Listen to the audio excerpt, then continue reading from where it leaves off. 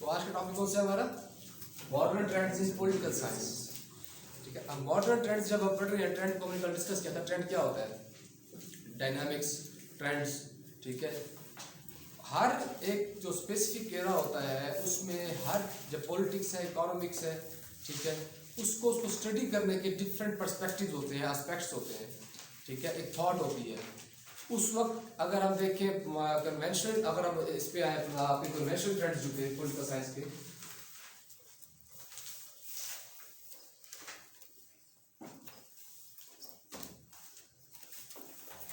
रिवायती, ट्रेडिशनल।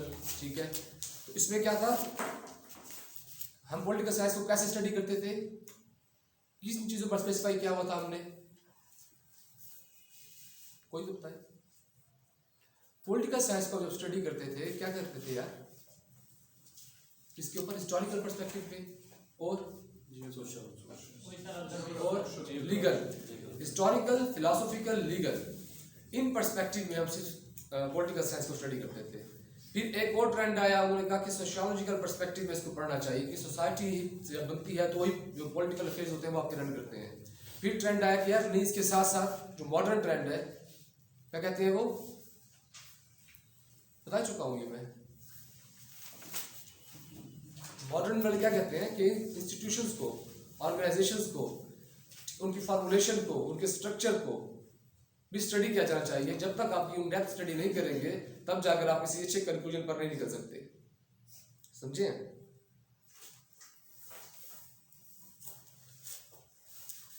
समझाइए है? क्लियर की क्लियर? क्लियर यार। देखो, हमने पहले पढ़ा था कि पॉलिटिकल साइंस को जो पहले हिस्टोरियंस थे, ठीक है, जो ट्रेडिशनल अप्रोचेस जिन्होंने अपनाई, वो कहते थे कि पॉलिटिकल साइंस को आप हिस्टोरिकली, फिलोसफिकली और लीगल पर्सपेक्टिव में स्टडी करते थे। पॉलिटिकल साइंस अब है क्या? अब फिर आप जहन में लाए कि जब पॉलिटिकल साइंस की बात कर रहा हूँ, किस चीज़ की बात कर रहा हूँ? स्टेट की। अगर हम पीछे चले जाए मतलब एक अपना नोमैडिक में, ट्राइबल एरिया में, तो सोसाइटीज की जब उसके रिलेशंस थे, जो उनकी पॉलिटिकल अफेयर्स थे, जो उनको रन करते थे, हिस्टोरिकल पर्सपेक्टिव में रन करते थे ना। अभी हम देखिए, हम अक्सर एग्जांपल देते हैं यार, किसी भी, मैंने आपको इस सिलसिले में अफगानिस्तान की एग्जांपल दी थी।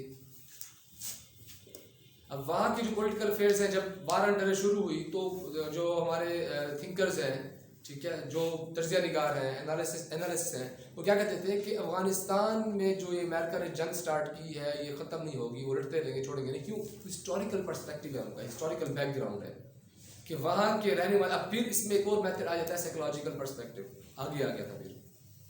ठीक है, मिडिल एरा के बारे में जो कहा था कि इसको साइकोलॉजिकली भी स्टडी किया जाना चाहिए। तो क्या है, हिस्टोरिक हिस्ट्री देखते हैं उसकी, भाई उस रीजन की, उस एरिया की, उस सोसाइटी की हिस्ट्री आप देखिए। वहाँ के लोग जो हैं वो किसी के अंडर प्रेशर काम करने वाले नहीं हैं। उनके अगर जो चीज़ मुसरत कर दी जाए तो उसके खिलाफ जंग करते हैं और करते रहेंगे। ऐसा हुआ, अभी भी हो रहा है। ठीक है, तो ये हिस्टोरिकल पर्सपेक्टिव है। अब वहाँ के जो पॉलिटिकल अफेयर्स थे उनको समझने के लिए जो एनालिस्ट से वो क्या गए, हिस्ट्री में गए, पास्ट में गए, पास्ट की एग्जाम्पल्स कोट की। ठीक है, इसी तरह से अब ये जो हिस्टोरिकल पर्सपेक्टिव है, मैंने भी आपको सिस्टम और एग्जांपल दी थी इसकी, अपना किन की, मुगल डायनेस्टी की। ठीक है, कैसे वजूद में आई। अब एक और चीज हमने पढ़ी, देखिए चीजें रिलेट करती हैं, इंटरलिंक्ड है चीजें। ठीक है, आप, मैंने कहा था कि अब एवोल्यूशन थ्योरी बताई थी आपको डार्विन की। ठीक है, तो डार्विन की जो एवोल्यूशन थ्योरी है, उसी तरह वो क्या जो हमारे थिंकर्स हैं वो क्या कहते हैं, फिलोसफर्स हैं, पॉलिटिकल साइंटिस्ट है, वो कहते हैं जिस तरह से एवोल्यूशन थ्योरी है, ठीक है, जानदार की पैदाइश है, उसका राइज है, फिर उसकी डिके हो जाता है, ख़त्म हो जाता है, इसी तरह से जो आपका पॉलिटिकल सिस्टम है उसका भी क्या होती है, बर्थ होती है, राइज होती है, फॉल होती है। ऐसे ही है ना। अब ये ट्रेंड है, उसने एक नया ट्रेंड दिया सोच का। अच्छा यार, तुम अपने ट्रेंड चेंज करो, अपने पैटर्न ऑफ थॉट चेंज करो। ठीक है, अपने लाइफ के ट्रेंड्स को चेंज करो, चेंज होना चाहते हो, कुछ करना चाहते हो। एग्जाम्पल देते हैं हम रोजमर्रा जिंदगी में, ये वो चीज़ें हैं। तो उस वक्त का ट्रेंड क्या था, उस वक्त की पैटर्न ऑफ थॉट क्या थी, पॉलिटिकल साइंस को किस सिस्टम में पढ़ते थे, स्टडी करते थे या समझते थे, हिस्टोरिकल, फिलोसफिकल और लीगल। लीगल की क्या एग्जाम्पल दी थी आपको मैंने कि वहाँ की सोसाइटी के जो लॉज बनते हैं, ठीक है, जूरिस्प्रूडेंस के रिलेशन जो हमने बताया था पॉलिटिकल साइंस के साथ, तो उन्होंने वहाँ के लीगल अफेयर्स को स्टडी किया। इसी से मैंने आपको इस्लाम की एग्जांपल दी कि इस्लाम कहता है वेलफेयर स्टेट तब कायम हो सकती है जब तक आपका क्या है, एक अच्छा वेल एफिशिएंट जस्टिस सिस्टम हो आपका। समझाइए आपको। अब मॉडर्न ट्रेंड्स वाले क्या कहते हैं कि यार ये चीज़ें अपनी जगह पर ठीक है, ये तो स्टडी करनी है, लेकिन साथ अब ट्रेंड चेंज हो चुके हैं, नए इंस्टीट्यूशंस बन चुके हैं, नई ऑर्गेनाइजेशंस आ चुकी हैं, लाइफ की पैटर्न चेंज हो चुकी हैं, ट्रेंड्स चेंज हो चुके हैं। तो थॉट पॉलिटिकल साइंस को स्टडी करने के थॉट्स भी चेंज होने चाहिए, इंस्टीट्यूशंस को भी पढ़ा जाए, ऑर्गेनाइजेशंस को भी पढ़ा जाए, सिर्फ पढ़ा नहीं जाए, उनकी फॉर्मुलेशन कैसे हुई, ठीक है। फिर जो हम एक रिसर्च वर्क करते हैं उसी तरह उसको रिसर्च वर्क लेते हुए केस स्टडी करते हुए केस स्टडी करने एग्जाम्पल्स कोट करते हैं, ठीक है। तो क्या करना है इसको, इसकी फॉर्मुलेशन कैसे हुई, पीछे कौन सी थॉट थी, क्या थी, इन सब चीज़ों को हम पढ़ेंगे, इंस्टीट्यूशंस को भी पढ़ेंगे, साथ साथ उनकी फॉर्मुलेशन जो है और उनके साथ जो इंटरलिंक्ड और ऑर्गेनाइजेशंस हैं, तब जाके हम जो है एक अच्छे कंक्लूजन पर निकल सकते हैं, उस चीज़ को, उस स्पेसिफिक पॉलिटिकल एस्पेक्ट को या उस इवेंट को समझ सकते हैं। ये मॉडर्न ट्रेंड्स हैं, ठीक है। अब मॉडर्न ट्रेंड्स में आगे आते हैं। अब इसमें तो अब क्लियर हो गया ना आपका नाम क्या, पहले नहीं है ना, तो खास समझ आ गया आपको, कोई इशू तो नहीं है, कोई बताए यार, चलें आगे।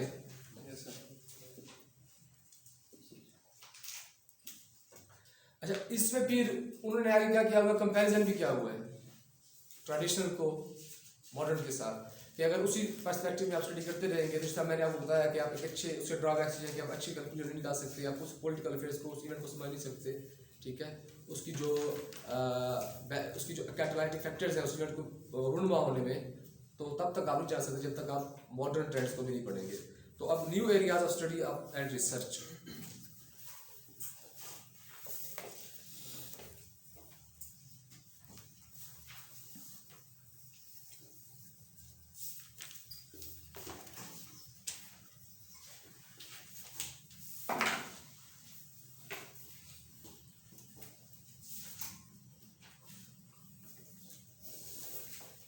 New areas of study and research,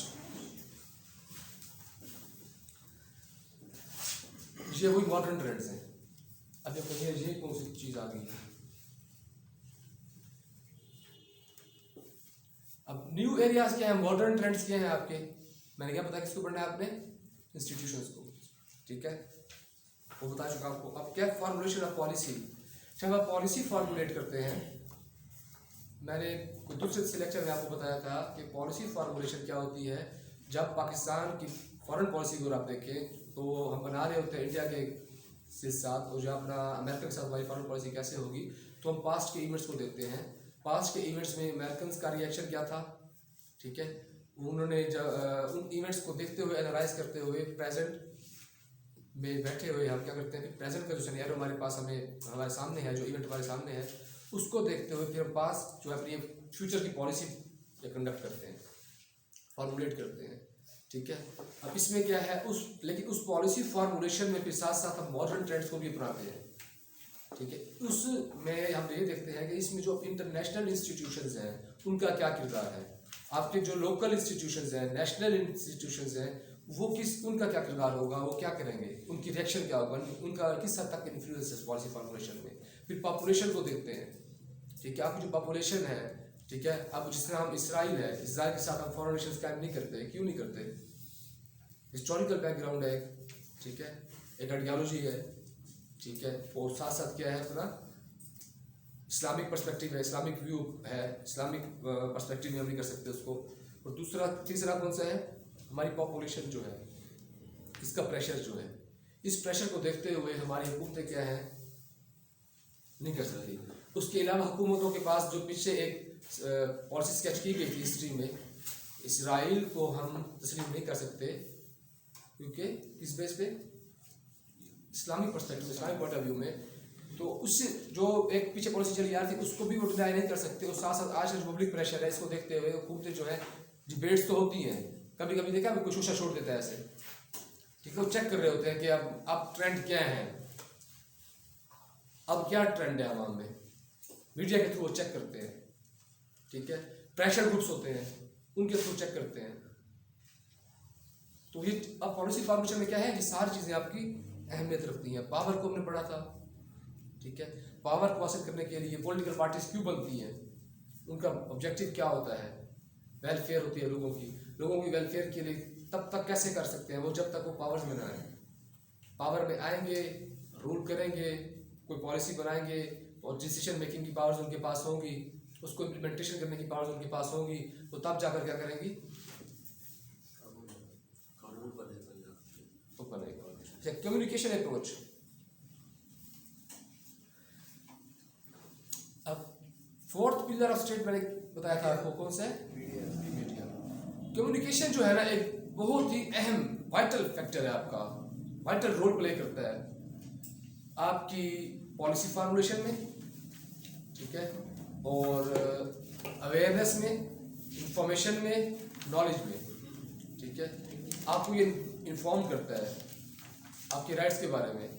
अब कम्युनिकेशन जो अब एक लॉ बन जाता है, फर्स्ट एक लॉ बन गया, लॉ पार्लियामेंट ने बनाया, जब तक उसकी अवाम के साथ, पब्लिक के साथ उसको इन्फॉर्म नहीं किया जाएगा, कम्युनिकेट नहीं किया जाएगा, बताया नहीं जाएगा, तो क्या पता कि वुमेन हरासमेंट का लॉ बना भी है कि नहीं।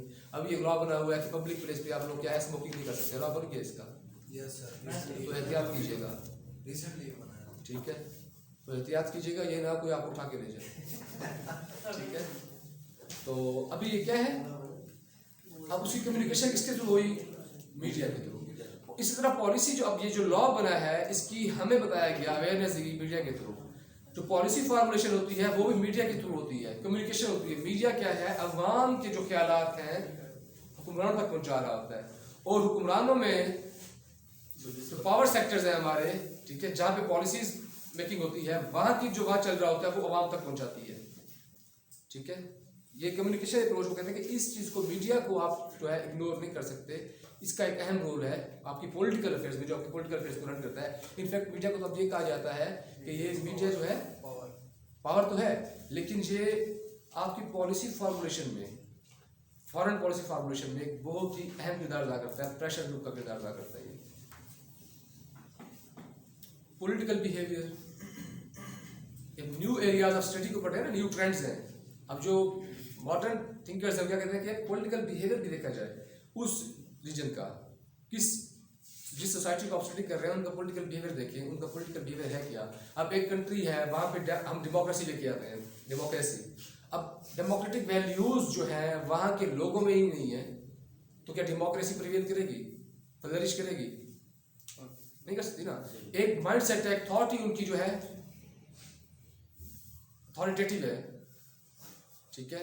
मोनार्क सिस्टम को आप देख लें, इस वक्त जो आपके पास है अपना सऊदी अरब में, ठीक है, बादशाही निज़ाम चल रहा है ना वहाँ पे, ठीक है। इस तरह से अगर पीछे चले जाए तो एक उस पॉलिटिकल बिहेवियर को देखा जाता है, उस इलाके को, उसकी पॉलिटिकल फेस को स्टडी करने के लिए उनका भी पॉलिटिक्स की तरफ उनका रवैया कैसा है, उनकी सोच क्या है, किस तरह का एटीट्यूड है, डेमोक्रेटिक वैल्यूज उनमें है या नहीं है, प्रिंसिपल्स हैं, कोई नॉर्म्स हैं, उस चीज़ों को किस तरह गेन करते हैं, किस उनका जो ऑप्टिमिस्टिक है, प्रैग्मेटिस्ट है, ठीक है, या पेसिमिस्ट है, तो किस तरह चीज़ों को लेके किस ट्रेंड में उनका पैटर्न ऑफ थॉट क्या है। ये सारे पॉलिटिकल अफेयर्स हैं, इनको देखते हैं, इन बिहेवियर को भी आपने स्टडी करना है। और बिहेवियर के साथ साथ आपने जो है इंडिविजुअल का जो बिहेवियर है, किस चीज़ के बारे में, वो तो है इंडिविजुअल का क्या करता है, सबसे पहली चीज़ क्या है उसके पास, वोट कास्ट करता है ना, वोट की पावर है। अब भाई उसकी वोट कास्ट करने की जो एक बिहेवियर है, उसका जो थॉट है, वो किस सेंस में क्या सोचते हुए किस पार्टी को अगर वोट दे रहा है, उसके पीछे थॉट क्या है, सोच क्या है, ये चीज़ है। अच्छा, स्ट्रक्चरल फंक्शनल अप्रोच, फंक्शंस या स्ट्रक्चरल फंक्शनल अप्रोच। हाँ, अब इंस्टीट्यूशंस को हमने पढ़ा था ना, मैंने कहा कि इंस्टीट्यूशंस को हमने पढ़ना है, उनके किरदार क्या किरदार अदा करते हैं पॉलिसी फॉर्म। अब इंस्टीट्यूशंस की फॉर्मुलेशन कैसे हुई, उनका स्ट्रक्चर क्या है, किस चीज़ पर डिपेंड करता है, ठीक है, किस चीज़ पर बेस करता है, उनकी फाउंडेशन क्या है, उनका जो वजूद में आने का जो एक ऑब्जेक्टिव है, जो एक गोल है, वो क्या है। आपका नाम क्या है? हुसैन साहब। ये इंस्टीट्यूशंस क्यों वजूद में आते हैं? सर वो कोई इदारा बनाते हैं जिसके लिए वेलफेयर के अगर कोई काम करने हैं तो वेलफेयर स्टेट वो फिर अपने इदारे बनाती हैं जैसे ये जो हमारी पार्लियामेंट है ये क्यों वजूद में आई? लेजिस्लेशन के लिए सर, लेजिस्लेशन हम क्यों करते हैं? आवाम के लिए करते हैं सर इन्हें फिर। ठीक है। अच्छा, ये इंस्टीट्यूशन जो हमारा पार्लियामेंट है इसका जो एक स्ट्रक्चर फॉर्मेशन है उसके बारे में कुछ बता सकते हैं आप?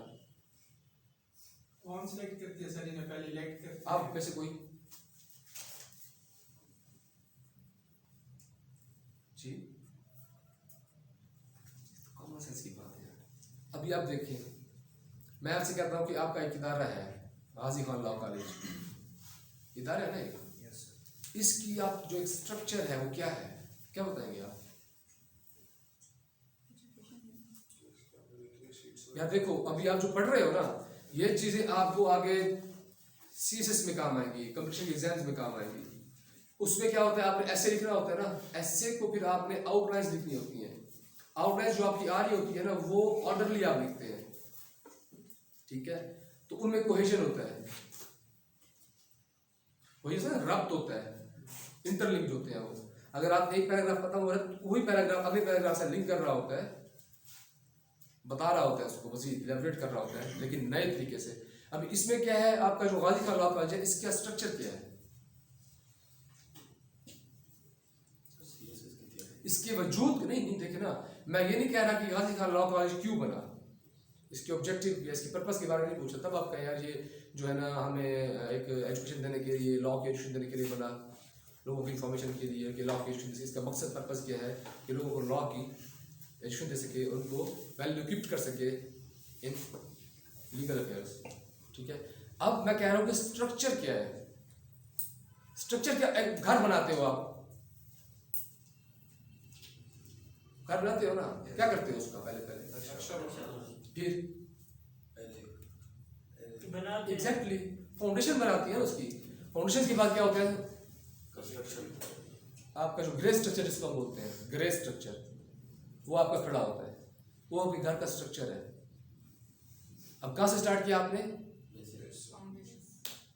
अब इसका बताएं मुझे, अपने गाजी खान लॉ कॉलेज का स्ट्रक्चर क्या है? अब मैं गाजी खान लॉ कॉलेज का पूछ रहा हूँ, उस बिल्डिंग का नहीं पूछ रहा, ख्याल कीजिएगा। आप कहेंगे यार फाउंडेशन है इसकी, ठीक है? मैं एक इंस्टीट्यूशन के बारे में पूछ रहा हूँ। ये जो इंस्टीट्यूशन बना गाजी खान लॉ कॉलेज, यार इसका स्ट्रक्चर है, इसको इसकी हायरार्की है किस तरह से, ठीक है? इसको जो मैडम है, मैडम रसूल सिजा साहिबा, ठीक है, वो हैं, उनकी फैकल्टीज़ के मेंबर्स हैं, ठीक है? उनमें ये फैकल्टीज़ के मेंबर हैं जिन्होंने लॉ किया हुआ है, जो वेल इक्विप्ड हैं, ये चीज़ें हैं। अब इस स्ट्रक्चर में जो अब साथ साथ जो उनके अब आगे क्लास रूम के ऊपर, पहले हमने क्या बताया कि प्रिजाइड कौन कर रहा है, इसको रन कौन कर रहा है? साहिबा। अच्छा, उसके बाद क्या है? उनकी फैकल्टी के मेंबर्स हैं, स्टाफ है, एडमिन है, ठीक है, जो चीज़ जो उस कॉलेज के अफेयर्स को रन करते हैं, ठीक है? फिर स्टूडेंट्स हैं, स्टूडेंट्स की स्ट्रेंथ की मैटर करती है, फिर उनका टीचिंग स्टैंडर्ड मैटर करता है। ये सारी चीज़ें आपकी क्या स्ट्रक्चर में जाती हैं। पहले मैडम स्टार्ट किया, फैकल्टी भी आए, एडमिन भी आए, ठीक है? उनका आपस में रिलेशन थी। स्ट्रगल भी तो है ना इसमें। भाई एडमिन की बात कर रहे हैं ना, एडमिन की बात कर रहे हैं ना, एडमिन है ना वो है। तो इसी तरह से जब आपका पार्लियामेंट का इंस्टीट्यूशन है, इसमें क्या है? कल स्पीकर आ जाएगा सर। हाँ, अब स्ट्रक्चर उसका बना हुआ है। पार्लियामेंट बनाता कौन है? अब पार्लियामेंट का जो स्ट्रक्चर है उसमें हम सबसे पहले कहेंगे जहाँ पे जो लोग बैठते हैं पार्लियामेंटरीज, उनको आवाम इलेक्ट करके पार्लियामेंट में भेजती है, उस पार्लियामेंट के लोग जो हैं, उस जो रिप्रेजेंटेटिव्स हैं आपके लोगों के, वो फिर अपना एक उस स्ट्रक्चर में क्या है, उनके अफेयर्स क्या है, उनका जो ऑब्जेक्टिव आ जाता है वो क्या है, उस स्ट्रक्चर में फिर उनका मकसद क्या है बनाने का। आपके वो पॉलिटिकल अफेयर्स जो है, आपकी जो पॉलिसी मेकिंग है, आपकी डिसीजन मेकिंग है, वो वहाँ पे होती है, नई नई पॉलिसीज बनते हैं, ठीक है? उसको रन करने में उसको डिसाइड करते हैं आपके कौन? कौमी असेंबली का कौन होता है? स्पीकर। और सेनेट का कौन होता है? चेयरमैन। तो ये उसको क्या करते हैं? रन करते हैं। तो उसमें एक स्टाफ है, ठीक है, पूरा, जिसको हम आपको पहले एडमिन क्या है, ठीक है, या जो आपका दूसरे जो आपके स्टाफ है, जो उस हाउस के अफेयर्स को रन करते हैं, उस हाउस के अफेयर्स को रन करने के लिए स्टाफ रिक्रूट किया गया है जो उसके अफेयर्स को रन करता है। ये आपके इंस्टीट्यूशन की फॉर्मुलेशन है, स्ट्रक्चरल अप्रोच है। वो कहते हैं कि अब स्ट्रक्चर जो बना, स्ट्रक्चरल अप्रोच को जब हम पढ़ रहे हैं तो उसका मकसद क्या है। पॉलिसी फॉर्मुलेशन है ना, कोई भी इंस्टीट्यूशन है, IMF है, ठीक है, कोई भी इदारे हैं, ठीक है, जो भी वजूद में आए, जो भी एग्जिस्ट करते हैं, उनका मकसद बेसिकली क्या है। अब IMF का मकसद क्या है, छोड़ दें इसको। यूनाइटेड नेशन ऑर्गेनाइजेशन जो वजूद में आया उसका क्या पर्पस था। इस दुनिया में अमन बिल्कुल। और देखिए उनका ये था कि लीग ऑफ नेशन पहले बनी थी। लीग ऑफ नेशन इसलिए बनी थी कि जंगों को नहीं होने दिया जाएगा, जंगें आपस में जो नेशंस की वार्स हैं उनको क्या किया जाएगा, खत्म किया जाएगा, लेकिन वो नाकाम हुई। वर्ल्ड वॉर 1 के बाद में थे लीग ऑफ नेशन, फिर वर्ल्ड वॉर 2 आगे हो गई, ठीक है। वर्ल्ड वॉर 2 जब बनी फिर उन्होंने कहा कि यार नई एक ऑर्गेनाइजेशन हो इंटरनेशनल, जो अब एक तो जंगों को ना होने दे, ऐसी सिचुएशन ऐसे हालात ही पैदा ना होने दे, अगर होने लगे तो उनको क्या करे, सेटल डाउन करे, ठीक है। और साथ साथ क्या करे, लोगों की जो एक तबाही हो चुकी है वर्ल्ड वॉर 2 के बाद पूरी दुनिया की, क्या करना है उसको, लोगों की फलाह के लिए, लोगों के पीस के लिए काम किया, ताकि लोग जो है इकोनॉमिकली क्या कर सके, फ्लरिश कर सके, प्रोग्रेस कर सके, ठीक है। ये एक क्या था, UN का पर्पस था, यूनाइटेड नेशंस ऑर्गेनाइजेशन, ठीक है, इंटरनेशनल ऑर्गेनाइजेशन है ना, इंस्टीट्यूशन है वो। तो उसका मकसद क्या था,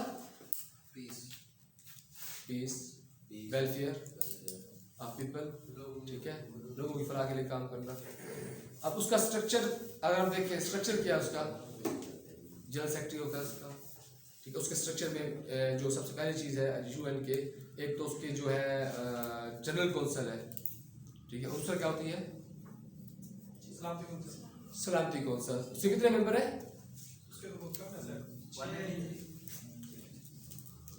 कौन कौन से हैं, फ्रांस, रूस अमेरिका, चाइना और जर्मनी, ये है, ठीक है। अब इसमें जो टोटल 15 है ना, बाकी जो आपके मेंबर्स होते हैं ना, वो कौन से होते हैं, वो नॉन परमानेंट होते हैं, जिनको इलेक्ट किया जाता है, ठीक है। अब ये स्ट्रक्चर है सलामती कौंसिल का। फिर एक जनरल कौंसिल जो आपकी है, ठीक है, उसमें क्या है, पूरी दुनिया के जो स्टेट्स हैं, जो नेशन स्टेट्स हैं, उनके क्या होते हैं, रूलर्स आके बैठते हैं, डिबेट्स होती हैं वहाँ पे, जिस तरह से भी हमारे इमरान खान साहब गए थे, ठीक है, कॉन्फ्रेंस वगैरह में, तो वहाँ पे एक डिबेट होती है, सब बैठे होते हैं, डिस्कशन करते हैं। अब जिसका स्ट्रक्चर में क्या आ गया, सलामती कौंसिल आ गई, जनरल कौंसिल आ गया, ठीक है। अब इनको हेड कौन कर रहा होता है, जनरल सेक्रेटरी इसका अपना UN का, ठीक है, वो इनके अफेयर्स को रन कर रहा होता है। अब वो जो कौंसिल्स है ना, उनके अलग प्रेसिडेंट्स होते हैं, जनरल कौंसिल का, ठीक है, उसको प्रेसिडेंट जो करता है जनरल सेक्रेटरी कर रहा होता है, ठीक है। अब इस सारे अफेयर्स को ये इसका स्ट्रक्चर हमने बता दिया। उसमें मजीद अगर हम नीचे चले जाए तो उसके बहुत सी नीचे सब डिवीजन्स हैं, डिपार्टमेंट्स होंगे डिफरेंट, जो इकोनॉमिक अफेयर्स को डील करते हैं, जो आपकी वेलफेयर को डील करते हैं, जिसमें आप अगर हम कह लें यूनिसेफ है, ठीक है, आपकी जो चाइल्ड से मुतल्लिक, चिल्ड्रन से मुतल्लिक जो उनकी जो डेवलपमेंट है वो किस सेगमेंट में देखनी है, ये सारे UN की जो काम कर रही होती हैं वो है हेल्थ से रिलेटेड। हेल्थ ऑर्गेनाइजेशन जो है वो UN की अम्ब्रेला के नीचे काम कर रही है, इसके स्ट्रक्चर में आ जाता है ये, ठीक है। डेवलपमेंटल अप्रोच,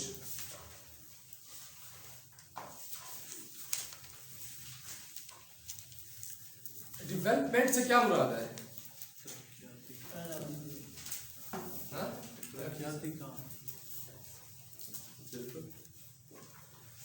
अब लोगों की डेवलपमेंट करनी है, किसने, स्टेट ने। अब मतलब ये स्टेट की रिस्पॉन्सिबिलिटी है, स्टेट असल में क्या कर रही होती है, पॉलिटिक्स। अब पॉलिटिक्स को समझते हैं ना, नेगेटिव पर्सपेक्टिव में लेते हैं पॉलिटिक्स के, जो सियासत कर रहा है हमारे साथ। अब वो पॉलिटिक्स नहीं होती, वो हिपोक्रेसी होती है, वो मुनाफत होती है, ठीक है। एक्चुअल पॉलिटिक्स का जो पर्पस है, सियासत का जो मकसद क्या है, सियासत करनी है। अब सियासत जब हो रही है तो सियासत में क्या है, मुख्तलिफ डिफरेंट डेमोक्रेसी में डिफरेंट पॉलिटिकल पार्टीज होती है ना, सारी सियासत करती हैं, हर कोई अपना अपना एक एजेंडा देता है, मैनिफेस्टो देता है, किसके लिए देता है, आप लोगों के लिए ना, हम लोगों के लिए। उन क्यों देता है, उनकी डेवलपमेंट